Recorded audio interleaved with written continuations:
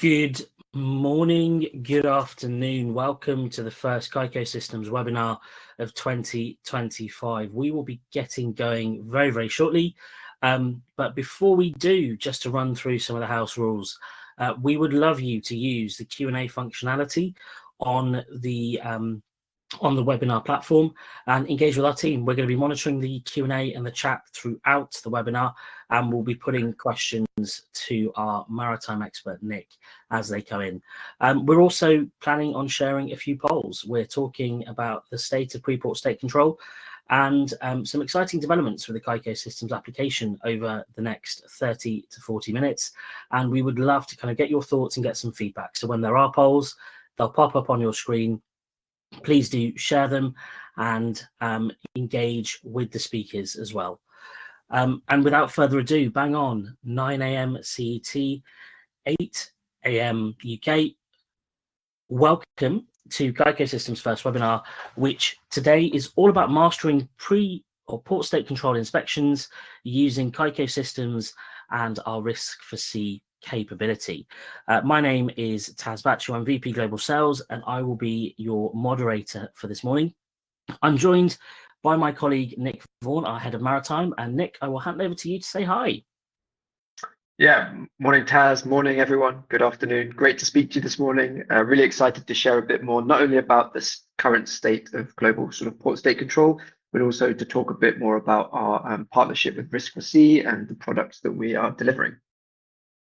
Thank you very much, Nick. So we will be speaking about a number of things today. So first and foremost, a brief introduction. I think it's super important to understand who we are, what we do, and why we're here. We're then going to be talking a little bit around the current state of port state control globally, and there'll be a focus on trends, there'll be a focus on deficiencies and detentions, hopefully giving you all an insight into where to focus in 2025 and beyond. We'll be breaking that down even further and looking at specific MOUs, looking at specific ship types, but also looking at the age of vessels as well and what impact that has on any deficiencies noted in port state control checks.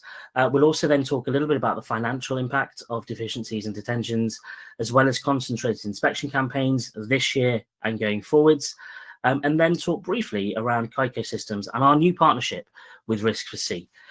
There will be the opportunity to ask questions throughout the webinar, so please do use that Q&A button on your screen, but we will have some time toward the end of this presentation as well to allow for some questions to our panelists.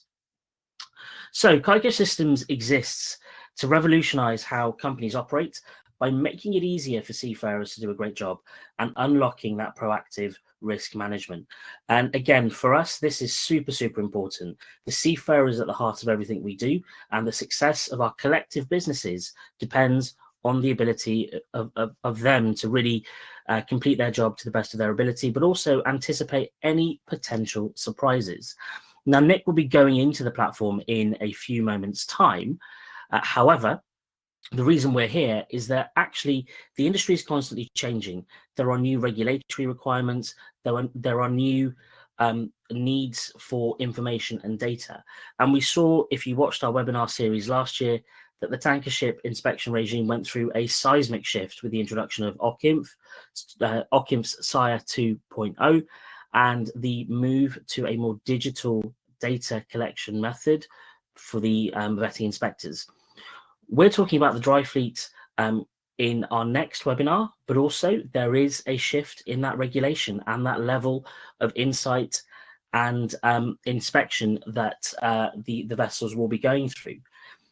Today, we're talking a little bit more about that increased scrutiny we're seeing throughout our port state control checks and what we can do to kind of allay any concerns, but also negate the need for vessels to go through lengthy detentions or for vessels to go through unplanned off-hire, which plays havoc with our budgets and especially our OPEX and our CAPEX.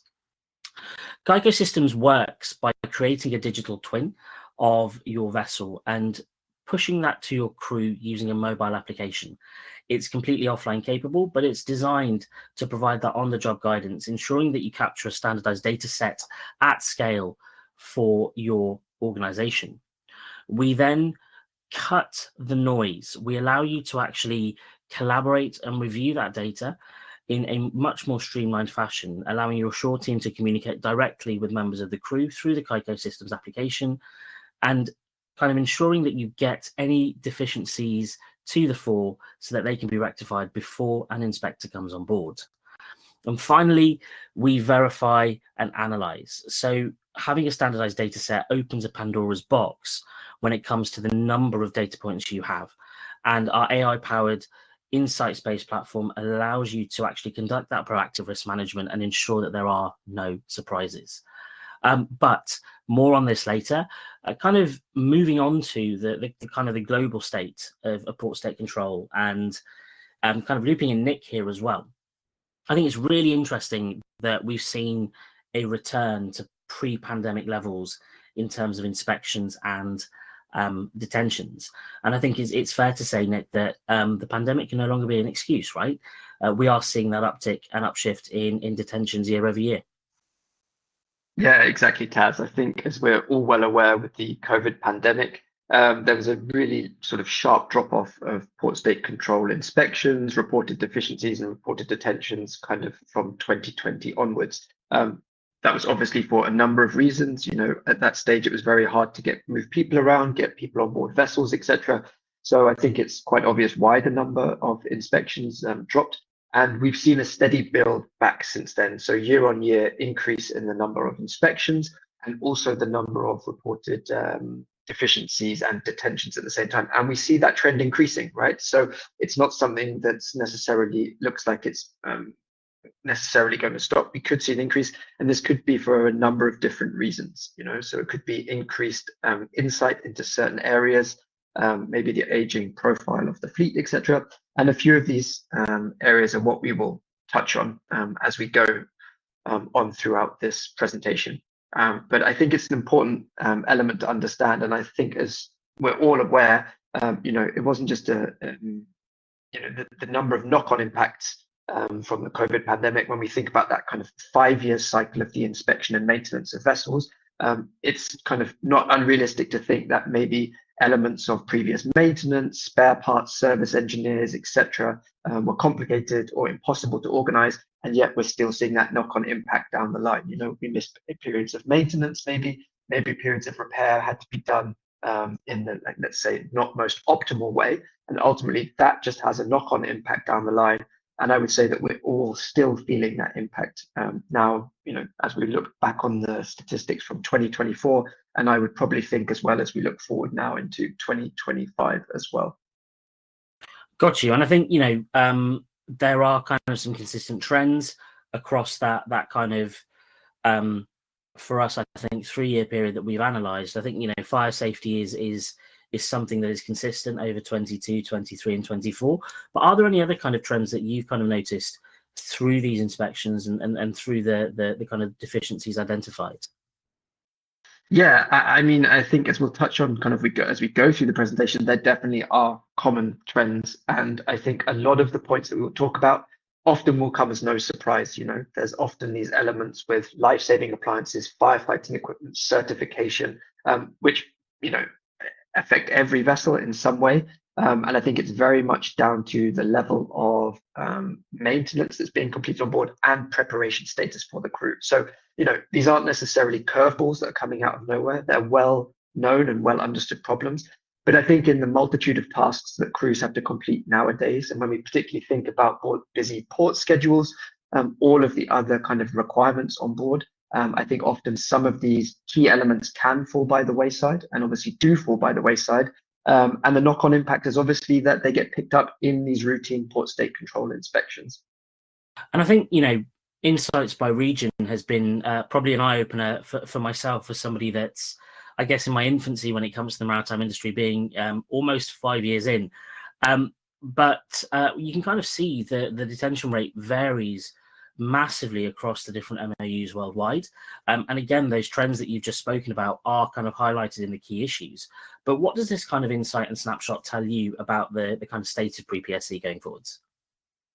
Yeah, great question. So I think it's key to point out here that, you know, we are still waiting for the 2024 reports to be published by the MOUs. There's kind of a regular publishing schedule the following year. So obviously now in the next couple of months, I would expect to see the the MOUs you see on the screen here to publish their 2024 reports, which will obviously give us even more insights into what happened last year. This is just to give you a snapshot based on what was published last year with the look back to 2023, because this, I think, gives you kind of a more holistic global picture. And I think it's actually great working with our partners Risk4Sea, because they already have some information published for 2024 that they've accumulated. And that's something, again, that we will look into. But what we wanted to kind of give here was a snapshot of, let's say, a few of the major MOUs, which kind of largely cover, let's say, the biggest part of the globe, let's say, but this is by no means conclusive. There are obviously a number of other MOUs.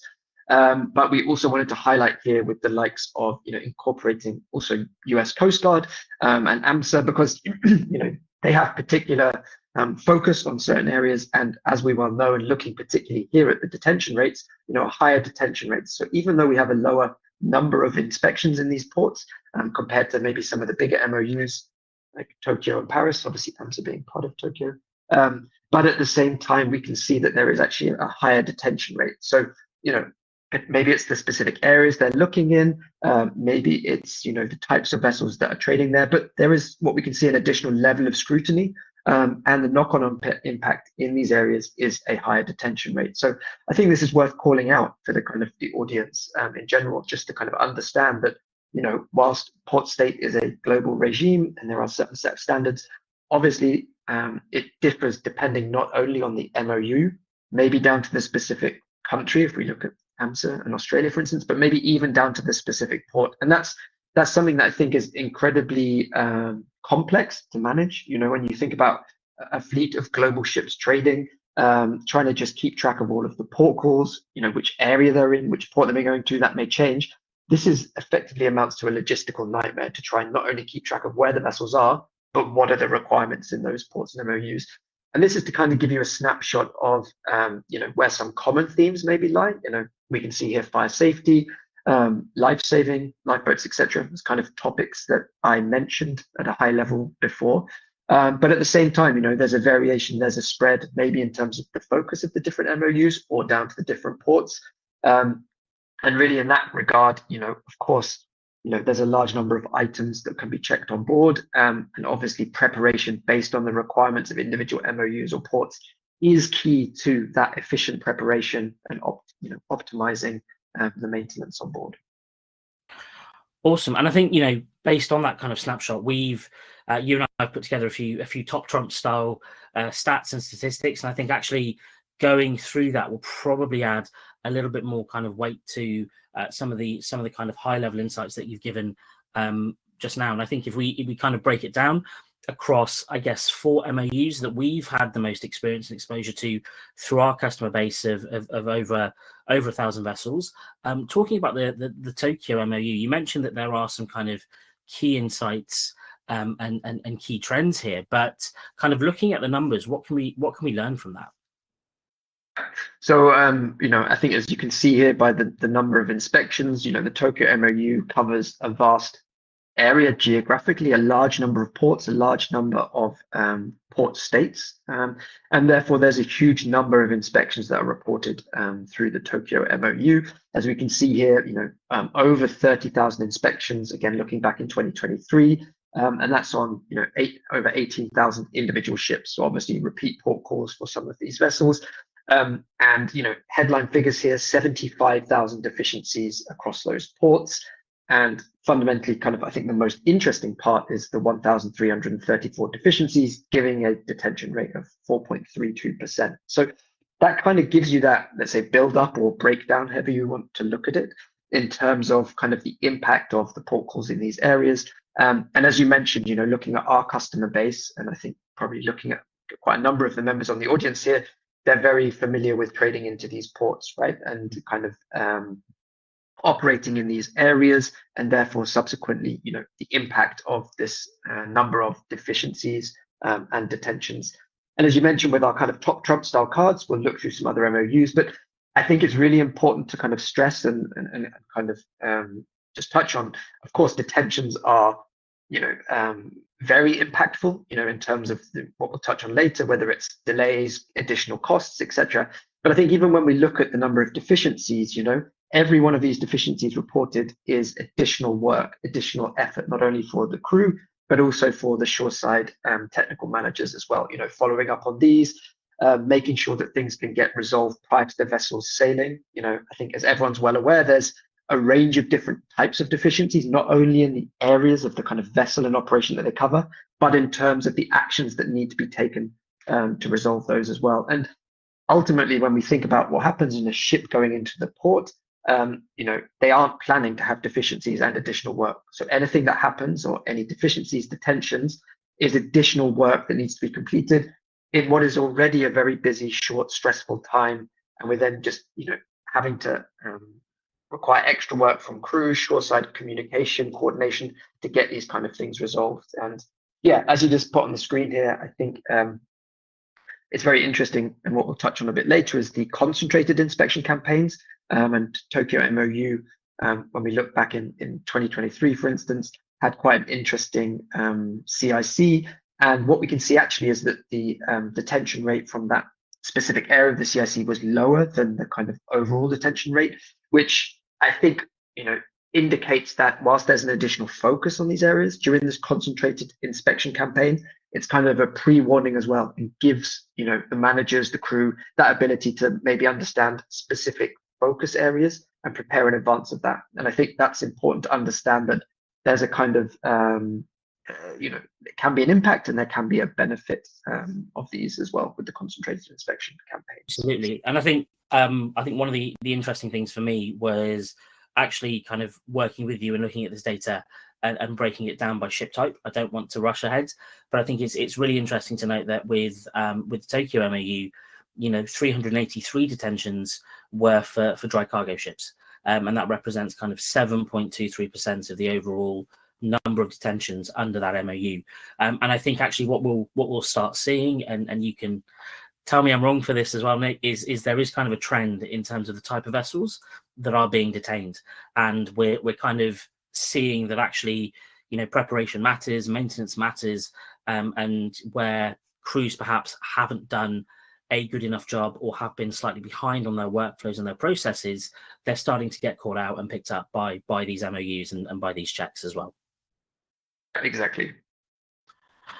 So jumping to the other side of the world and talking about Paris, again, a wildly different kind of set of numbers here, with a lot more deficiencies that potentially have the possibility of being detainable. Kind of through your insight, what did you make of kind of trends with the Paris MOU? Yeah, so I think it's important to point out here the kind of whilst we have different global regions per se, but there's also elements here, whether it's geopolitical factors or commercial elements that maybe impact the change. And I'm talking more when we look back over time in terms of the number of port calls in these areas. So obviously, I think when we looked at Paris, for instance, slightly down in terms of the number of inspections and deficiencies compared to the previous year, so comparing 2023 to 2022, but still, a high number of inspections and deficiencies and ultimately detainable items there. A slightly lower detention rate than Tokyo, and obviously there's a number of factors that come into play there. But I think, as you mentioned earlier, Taz, we kind of see the same, let's say, repeat offenders in terms of vessel types. So again, a higher number of detentions, a 7% detention rate across general cargo and multi-purpose vessels, for instance. Next up, bulk carriers running in at 3.6% with 137 detentions. So that kind of gives you an idea of maybe, potentially overall detention rates are lower maybe in the Paris MOU compared to Tokyo, but it's still the same type and profile of vessels that are suffering a higher than average detention rate and having that higher impact as well. And it's incredibly interesting to kind of see those trends spread across the industry. And I think, again, if we look at the kind of the US Coast Guard as well, smaller numbers, but actually still quite a kind of an eye-opener in terms of the deficiencies that they identified, but also in proportion to those smaller numbers, the kind of the high rate of detentions that are being discovered there as well. Yeah, exactly. So lower numbers, smaller number of port calls, smaller number of inspections, etc. I mean, the US is obviously a very large country, but when we compare it to the some of the other MOUs in terms of the vast area covered and associated ports, it's obvious that the numbers here would be lower. But the US Coast Guard has its own specific focus. Runs its own version of the concentrated inspection campaigns, is very thorough in those areas, and has a higher than average, let's say, detention rate compared to Paris or Tokyo MOU, running in at 6.3% here. And I think, as we pointed out here, I think it's interesting to look at the significant increase both in the annual detention ratio, and also USCG also always publish their 3-year rolling ratio. So that gives you an idea of the kind of point year-to-year change, but also the kind of larger overall trends, which again, we can see are increasing here as well. So again, maybe just to briefly touch on similar repeat offenders, actually this time heavy load carriers coming in at the highest detention rate, 16.7%. And then next up, general cargoes, container ships, 6.8%, bulk carriers, 6.8%. So again, these are the vessel types that are or have a higher than the average detention rate here. So potentially the kind of high risk vessels or repeat offenders. I think if we jump over again, we're kind of crisscrossing the globe here. But if we look at the AMSA statistics as well, still that very high detention rate. And again, I'm probably hazarding a guess that you will cite the same kind of key offenders or key kind of similarities in terms of the types of vessels that get detained. But again, from your experience, and I think it's safe to say that AMSA is an MOU that you have a lot of experience with. What are your kind of insights from that 2023 report? Yeah, I think as kind of the audience is well aware, AMSA has a very, let's say, high level of inspection. Often I think with their initial vessel inspection, it's very thorough, but as we see with the numbers here, a high number of vessels inspected, a high number of deficiencies, a similar detention rate actually to the US Coast Guard as well. But again, I think it's interesting to point out the way that, for instance, the AMSA breaks down the kind of areas. So, particular a high number of deficiencies on what they call structural or equipment areas, followed by operation, MLC, human factors. So they do a slightly different breakdown, but I would say roughly it's analogous to the kind of, let's say, high risk areas that we've seen reported in the other MOUs. So again, whether it's maybe the structural conditions, so we're looking at air pipes, things like those high risk areas on the deck, but also across the safety equipment, lifeboats, life rafts, etc., firefighting equipment, fire mains, fire hoses, common areas that we see kind of across the globe, but obviously, within AMSA, particular focus on certain specific areas. And again, same kind of higher risk vessels, heavy load vessels. Obviously within Australia, a high number of offshore vessels, which are also categorized here at 12.5% detention rate. But then again, general cargo MPPs 11.6%, far above average. Interestingly, some within 2023, also above average was chemical tankers and gas carriers coming in at 8.1%, 7.5%. So, traditionally we think of these kind of vessels maybe, having a higher standard of maintenance because of the kind of additional oversight and assurance from those areas of the industry, but, still can be subject to kind of deficiencies, detentions, and can come in higher than the average. And I think kind of to probably focus on that for a little bit longer. I think we're going to be talking about detentions by ship type, but what I wanted to do just before then was to start our first poll.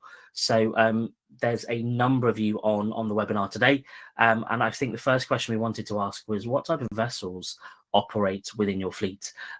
You've kind of heard Nick over the deep dive kind of areas that we've looked at, Tokyo, Paris, US Coast Guard, and AMSA, that there are some, I think repeat offenders is probably a harsh word, but there are some kind of key trends and some repeat deficiencies found on like vessels, and they are tending to be more towards the kind of the dry cargo space.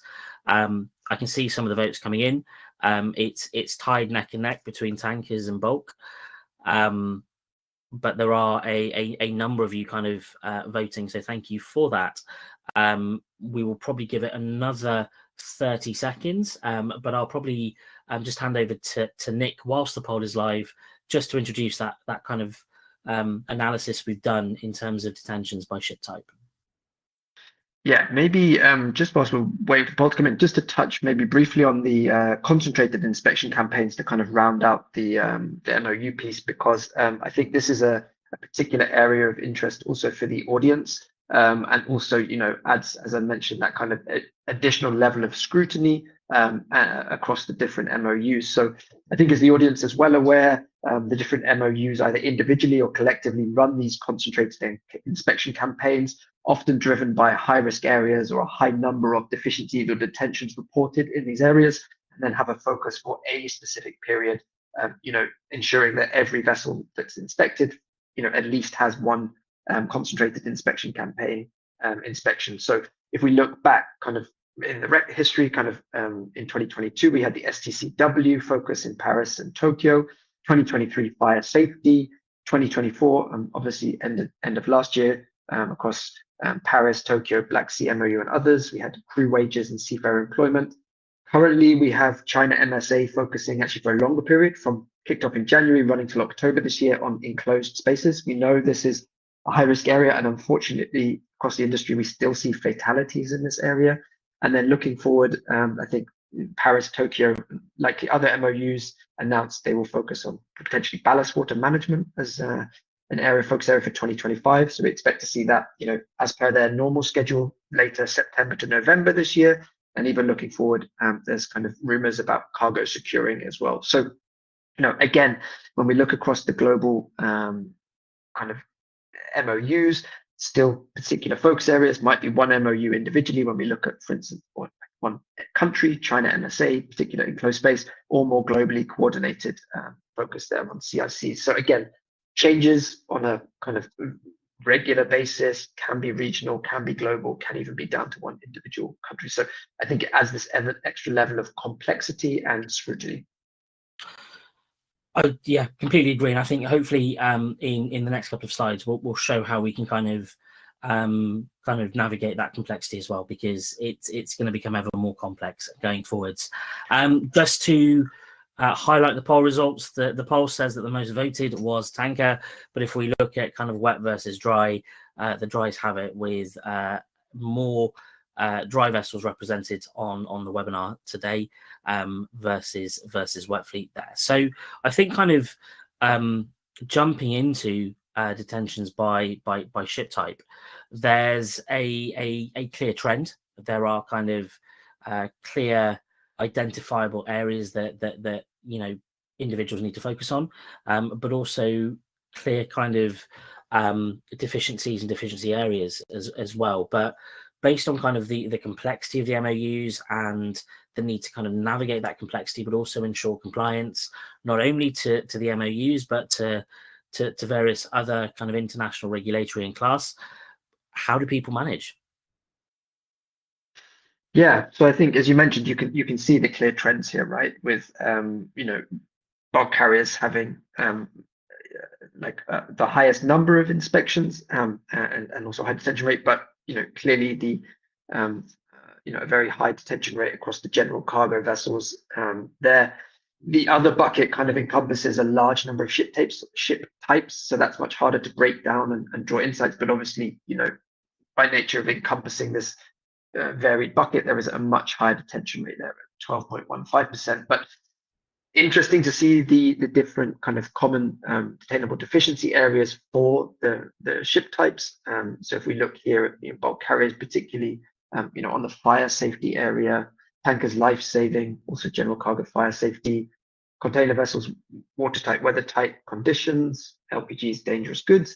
So we can see the kind of variation there, but again, some common themes: life-saving appliances, firefighting equipment. You know, it's those common themes that we've talked about earlier. We've touched on kind of time and time again. But I think the key takeaway here is that the dry ships clearly dominate in terms of not only the number of inspections, number of detentions and detention rates, and also we can see clear like repeat offender areas. So again, stressing again fire safety, life-saving appliances, and then even the watertight, weathertight integrity.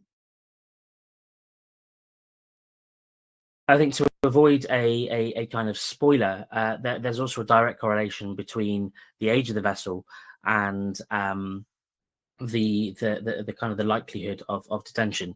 And I think again, I've popped another poll in here. I got a bit too poll happy at this point during our planning, but would love to kind of understand how old your vessels are as well. Before I ask Nick to talk about kind of the trends he's seen in terms of vessel age, there are some kind of clear indicators as to whether or not your vessel will have deficiencies, whether or not your vessels may be detained during a port call based on its age. So it's really quite interesting to kind of understand, what the kind of age of the fleet online that we, the fleet we have online. I think just jumping ahead to the kind of the cost of a detention as well. So we've spoken a lot about the kind of deficiency areas, the fact that vessels are really kind of falling short in certain kind of areas of their inspections.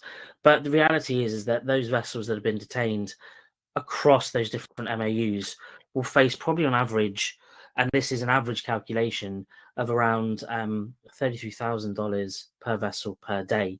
And in most instances across those MOUs, vessels are detained for between 5 to 7 days. So that's just shy of $250,000 per detention. What's the impact on the industry of this? Yeah, I mean, as you mentioned, it has a huge impact. The numbers speak for themselves, and I think it's important to stress here. This obviously isn't average. I mean, the information's out there if you want to look at the kind of MOU detention lists. Some vessels are obviously detained for an incredibly long time, right? Other vessels, it's obviously much shorter, but kind of we wanted to keen to stress the average, and maybe to give them a kind of idea of the build up here. So we have the kind of daily losses was in terms of the charter rates, etc. If the vessels have to go off hire, but there's also potential for port fines as well, and often all of these, whether it's deficiencies or as we see here detentions, there's often the repair and rectification costs. So these are all unplanned maintenance items. Depending on the location of the port, it might not be easy possible to get service engineers, spare parts, even at repair facilities, etc. And ultimately, these are the biggest kind of variable costs that we would see here. And ultimately, this is one of the main things to try and avoid. Unplanned maintenance, unplanned off hire comes outside the budget is kind of one of the biggest negative impacts for any ship manager.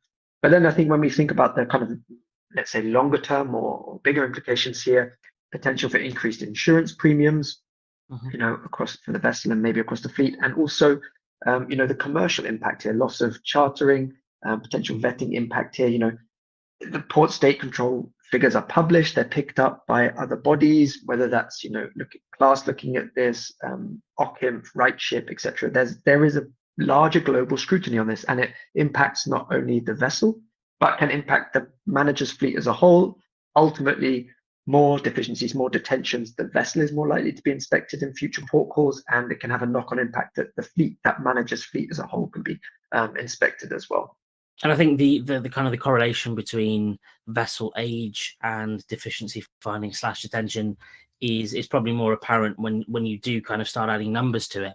And I think kind of the results of the poll show that we have kind of I'd say probably a lower middle-aged fleet. So the most number of our kind of attendees fleets are between 10 to 15 years old. But Nick, you saw kind of a startling trend in terms of the age of vessels and the number of detentions as well.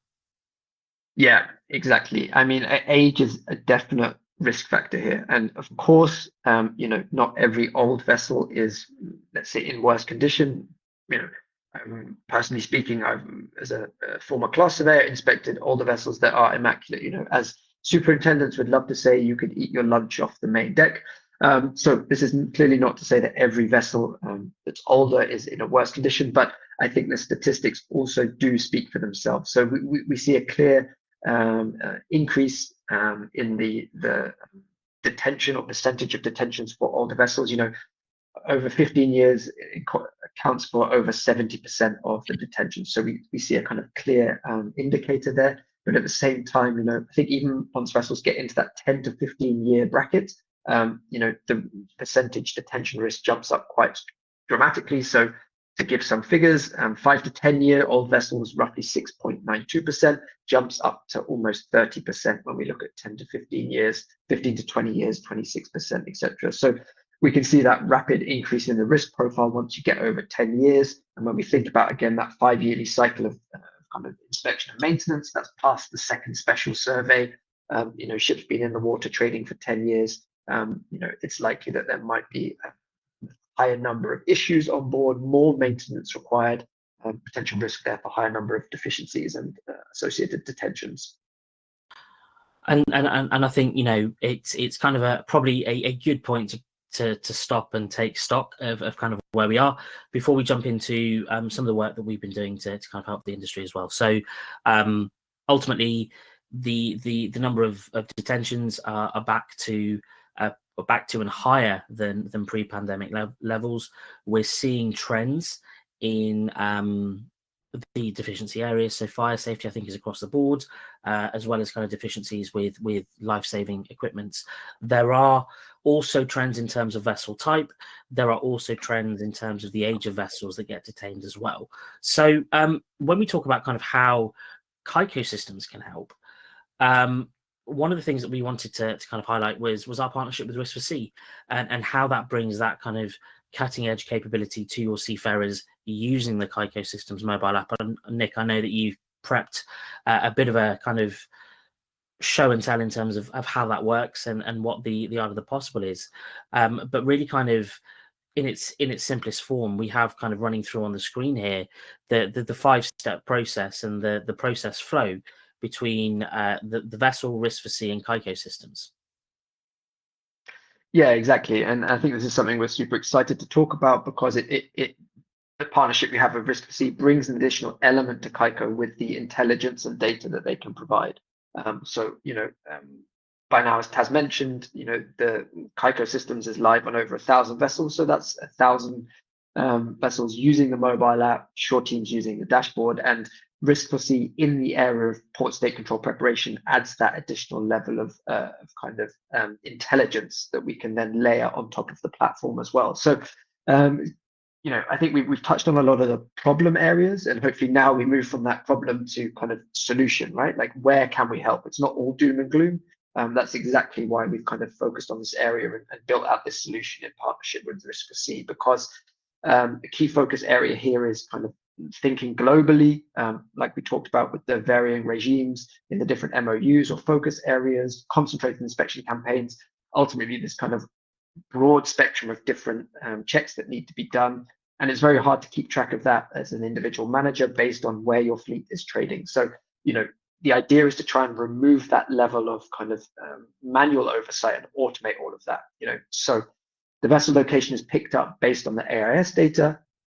And then Risk4Sea, using their intelligence, is able to generate a port, ship, and manager specific checklist. So they have collected data from all of the MOUs. They have all of the you know, detentions, deficiency reasons in all of the port state inspections that have been completed. They amalgamate all of this information and have 35 different parameters. We're thinking, you know, manager, ship type, ship age, etc., to generate a port and ship specific checklist.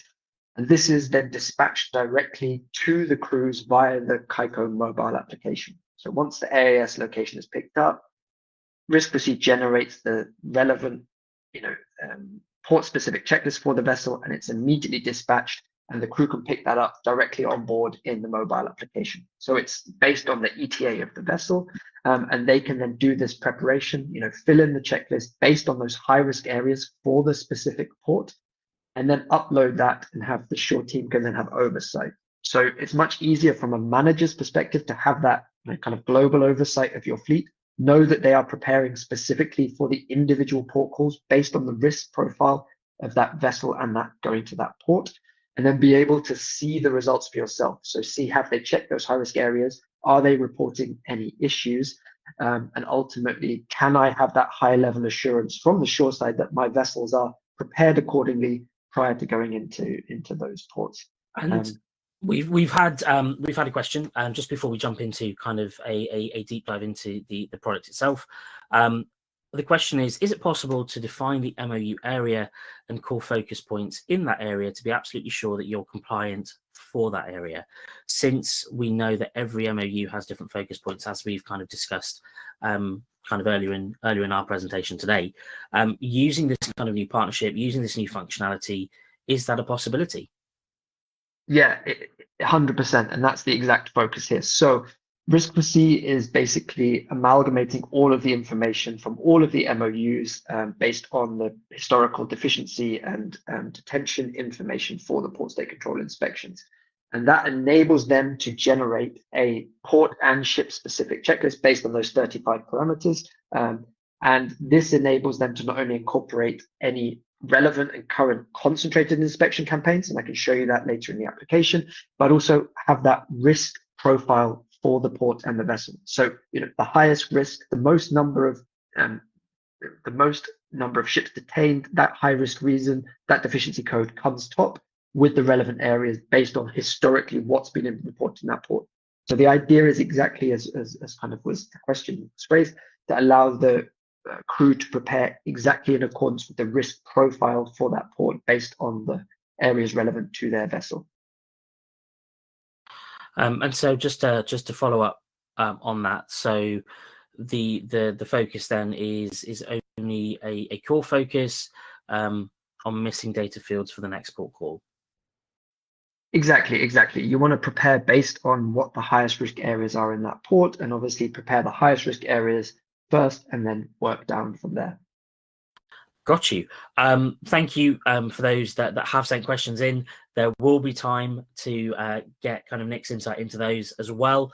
I just thought that those two were particularly pertinent just before we jumped in. So there is going to be a little bit of switching around whilst we just switch to different screens. And Nick, I will hand over to you. Just to kind of preface Nick's kind of presentation is a bit of a run through in terms of how the kind of the mobile application works, what that looks like, to probably give a little bit of a real life experience and exposure to what we're kind of seeing on the screen there. Yeah, okay, great. So hopefully now you can see my mobile application. Hopefully that's coming through. You see tab nodding. Perfect. Okay, so maybe just to do the high level explainer again. So we have the two elements of the system. We have the mobile application that your crew are using on board, and that's exactly what you're looking at in the screen. And at the same time, we have the web-based dashboard that I'll show you later. This is what predominantly, I think our audience as predominantly technical managers, shore team members would be using. That's available via your web browser. So, you can log in the office, at home, when you're on the road, even on board. You just need a kind of internet connection and you can immediately log in and have the latest information. And I think the important element to stress here, as we talked about, is kind of additional intelligence and insights that we get from Risk4Sea that enable us to generate these port-specific checklists. And as we see here, we now have the additional port checklist module. So this is enabled for the vessels to enable them to prepare for those relevant port calls. We can see the full spectrum of our other modules available in the application. But in this case, we'll jump into the port checklist module. So this is running on a mobile app on board, be it on a phone or a tablet. I'm running this here in the office on our tablet here. And again, if you're operating tankers, it's on an intrinsically safe device. I have the iSafe IS-930.1, the common device, also selected by Ockham for their Sire 2 vetting inspectors. And as we can see here, we have a list of the relevant ports. So this was based on the AIS data from the vessel, uploaded and picked up by Risk4Sea to generate these checklists. So we can see, historically looking back, Tarragona in Spain, Singapore, a call in the United Arab Emirates. Only earlier this week, the vessel was in Newcastle, Australia, and we can see the checklist being completed. And then looking forward, we have Singapore coming up on March 30th, and even a port call in China. And each one of these checklists has been generated based on the trailing 36 months of deficiency detentions in that port. And if we look forward here for Singapore, we can see a list of the different deficiency codes in areas. So this is broken down and basically categorized based on the different deficiency codes and the highest risk areas. So we can see here, for instance, number 2 is the ventilators, air pipes, casings with watertight, weathertight conditions. As we saw, this was a kind of common and high risk area. Deck 27, so 27 vessels have been detained based on this deficiency code in the trailing 36 months. So we can see that this is a high risk area. And within that, what we've done is to take this intelligence from Risk4Sea based on these historical detention reasons and convert this into actionable items for the crew. So, questions, items that they can prepare accordingly. So we're looking at, the overall condition of the ventilators, air pipes and casings suitable to ensure weather tightness. So the idea is to give the specific items that the crew can then check on board and confirm. If everything's okay, it's very easy for them to mark, everything's fine, but maybe our ventilators, air pipes maintained free from severe corrosion. Maybe when the crew do that deck round, they actually find, oh no, we have some corrosion. It's very easy to mark that item as a finding, so they can mark it as not okay. And then they can easily take a picture within the application. So you can see a photo of my lovely Kaiko cap here. So they capture the information about the picture of the deficiency that they find on board. They can add detailed pictures if they want to add more detailed elements. And here they can add their remarks. So we could say, and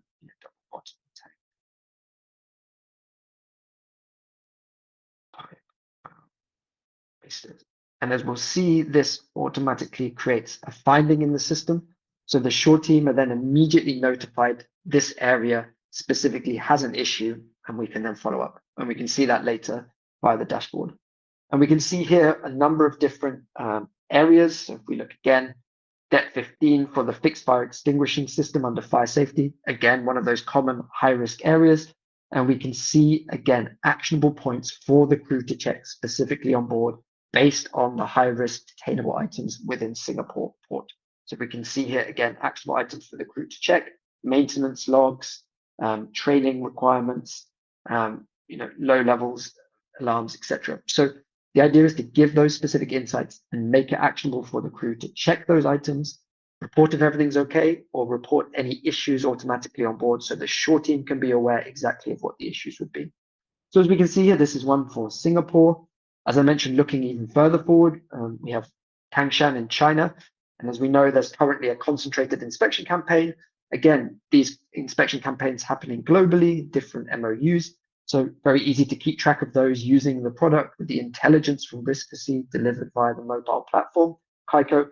Easy then for the crew to prepare specifically in accordance with the CIC in advance of going into that port. So this is, the China MSA requirements for their enclosed space entry campaign. And we can again see we have 10 additional points at the top of the checklist. So the high, bring that priority for the crew to allow them to then check those items. And again, if they have any issues, they can report findings automatically. And I think it's also important to kind of mention the additional level of kind of guidance that we can provide. So when we look at specific areas, I want to just highlight quickly, for instance, maybe for Newcastle in Australia, particularly areas with fire dampers. So we can see here there's a large number of items that relate to fire dampers, and we can also provide additional guidance in the application. Sorry. Yeah, okay, screen's closed. We can also provide additional guidance in forms of pictures and text to show the crew maybe specific problem areas to look at, or also, what the correct result should look like as well. So again, providing that guidance in the palm of the crew's hand to allow them to check those items on board and know what is good or what's bad, or specifically the actionable items of areas to look for. So this is all running on the mobile app. It's running offline, so it's very easy for the crew to take this device with them wherever they go. And then once they complete their inspection, complete their watch, they can just connect to the internet onboard the vessel and upload this data directly to the cloud. And that's when we can jump across to the dashboard and see what those results look like shoreside for the superintendent or kind of technical manager. So Here, this is a web-based dashboard, accessible via the web browser, so very flexible for the superintendents, fleet managers to use wherever they may be. And here we can see the kind of fleet overview. So I've set this up for the webinar with a number of different vessels. As I mentioned, it's very complex for the manager to keep track of all of these different port calls in the different MOUs or regions globally, but here in one screen, you can have that oversight to see exactly where your vessels are going to and what the ETA is. Again, based on actual AIS data, no manual intervention. This is all automated. And then we can see the status of these checklists as well. So we can see for each of the vessels, you can even sort it to understand, what are your next port calls that are coming up. And we can then have an oversight here to see exactly, what the different port calls are. And if we jump in and look at the vessel that we were just looking at in the application here, we have our demo tanker. We can see Singapore is due in 1 week. And we can see on this vessel, for instance, that we have 9 active findings. So this is your fleet view. Again, individual superintendents could bookmark their relevant vessels to cut this down. If you're a fleet manager and have a bigger number of vessels, that flexibility is incorporated in the platform. And then very easy to have that overview either of the kind of relevant vessels and port calls, or even for the relevant active findings, active issues that have been reported by the vessels at the fleet level, or if you want to go into individual vessels. So again, looking at the demo vessel that we just looked at, my demo tanker here, calling Singapore. So again, we can see the historical port calls that were previously reported. Again, jumping into Newcastle, Australia, where they were earlier in the week, we can see that there was 3 active findings that were reported. So for instance, for any finding here, we can see the picture that was reporting on board. Just an example here, but maybe a very bad example, something you'd probably want to be aware of. The shore team can then very easily set deadlines on these to manage these. Obviously, this was a historical one. We can have that communication with the vessel. So moving away from everything being external via email with email threads, keep everything relevant and pertinent to the relevant finding here. We can see exactly what was reported on board and have that communication, not only for transparency or visibility from ship to shore, but also shoreside. As the fleet manager, maybe you want to check on these items, see, okay, what's happening, what's the latest status. So it's very easy to kind of see these findings, see the issues, see that, have that transparency of what's happening, and manage these effectively to closure. And if we go back here, and let's look forward now to a future port call, as it were. So again, we were looking forward to Singapore, maybe in 1 week. And we can see here, for instance, they've just started the checklist, but they've already reported 1 finding on board. So again, debt 19 vessels were detained for this item in the trailing 36 months. So this is, I think we can immediately identify this as a high risk item relating to fire safety. And then when we open that up, we can see, a photo here of the fire damper. As I mentioned, in terms of managing this now on the shore side, we can set a deadline. So we know the port call is maybe for the 30th. So if some work needs to be completed prior to that, so maybe, additional work, we can set a deadline. We can add comments. So further investigation and repairs to and have this communication. The crew would then be notified on board of exactly what's happening. Anyone that logs in can see this, so can have that kind of full visibility of exactly what's happening.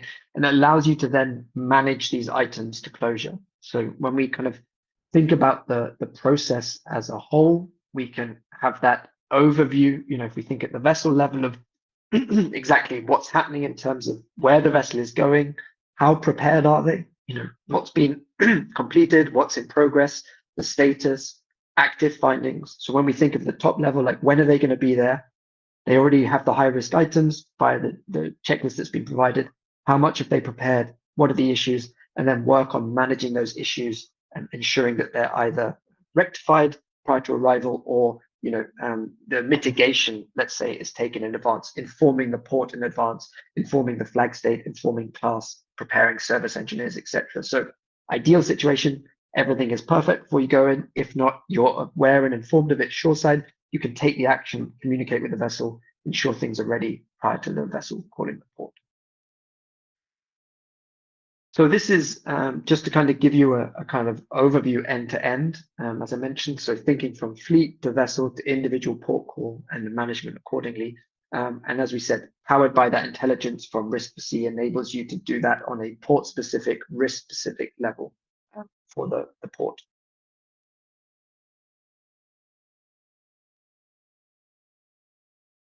Nick, I've got a question. Yeah. Amazing. So this question's been put in through the Q&A. How easy is this to set up? What would a ship manager need to do to kind of get this functionality on board their vessels? Yeah, so a very simple setup process when we think both across Risk4Sea and Kaiko. So on the Risk4Sea side, they just need the vessel's IMO number in order to pick up the relevant AIS locations and do that, automation. Worth also mentioning, maybe where you have vessels, whether it's cruise ships, car carriers, liner type vessels that are doing regular port calls. Risk4Sea have thought about this. They've been in the game a long time. They also have a solution for having routine port calls where you want to have this different from the kind of automated AIS version. So both can be factored in. And then on the Kaiko side, with our flexibility, runs on any mobile application, Windows, Android, iOS. They just need to have a mobile device on board. As we mentioned, the app runs offline. So it's very easy to implement. We can do a full remote implementation and get the crew up and running. We're talking a matter of days here to get them onboarded, up to speed, and then really kind of recognizing the benefits. Brilliant. And there is another question. They're coming in quickly now, but is the system also taking care about the probability of a port state control inspection in the next port, taking into account time since last inspection in MOU, or is it according to the risk matrix of the MOU? Yeah, another great question. And this is why, we're really proud of the partnership we have with Risk4Sea, because this is their focus area as well.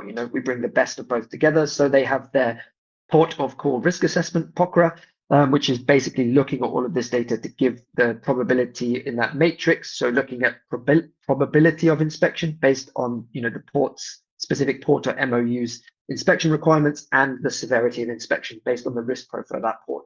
And based on that, you can get, as well as part of this via Risk4Sea, that risk of inspection and severity of inspection to give you that kind of risk status for that specific port call as well. Amazing. I'm just going to reshare my screen, conscious that we are coming to the top of the hour, and I am keen to just wrap up. There have been a few other questions, which we will get responses to in the next few moments.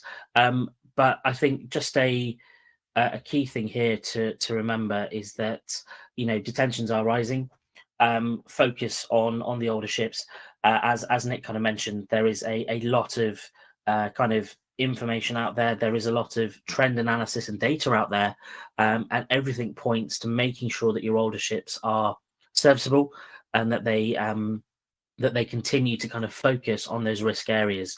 There are recurring deficiencies. So again, ensure that you have a platform or a system in place like Kaiko Systems to ensure that you're able to kind of highlight and surface those deficiencies very, very quickly and way before that next port call. We've spoken about the high financial and reputational costs. Nick has kind of highlighted, and we've seen through our analysis that proactive action is essential. And kind of upcoming CRCs show the priorities for the various MOUs across the globe. And they're not hidden away. They're not sprung on the industry at the last moment. They are kind of listed and documented well in advance. So again, there's no excuse to not prepare now. You saw a preview of the final slide that I wanted to present, which is just an insight into the organizations that we are proud to work with, the organizations that have helped inform our analysis and inform our understanding of the market. And it's thanks to them that we are able to provide all of this information and insight to you. One more thing. So whilst we've been on this webinar, We have shared some Kaiko Systems news as well. We are incredibly proud to announce that we have raised our Series A. This was led by High Innov and Flashpoint Venture Capital with support from our friends at Motion Ventures, something that we are incredibly proud of, and something that we will be sharing more about on our website and our LinkedIn page as well. So do go over there to read a little bit more, but a massive milestone for the organization and a great kind of indicator of the trust that's placed in us as a leading maritime technology company within the marketplace. All that's left for me to say is thank you very much for joining the first Kaiko Systems webinar of 2025. Nick and I will most likely be back very, very soon to talk about another kind of area of focus in the maritime industry in 2025. It's been an absolute pleasure being able to present to you today. Nick, thank you for all of the insights. If you do want to find out more, Nick and I are both available. You can book a meeting with us directly. I know that there were a few questions just in terms of the intricacies and the kind of the back end of how the platform works. If you scan the QR code, that will take you to the Kaiko Systems website and our booking link, and you'll be able to drop us a note there and get a call scheduled in. Other than that, have a brilliant day, a brilliant week. We are at Singapore Maritime Week next week, so we are looking forward to connecting with many of you, and we will be back on the webinar very, very soon. Thanks very much.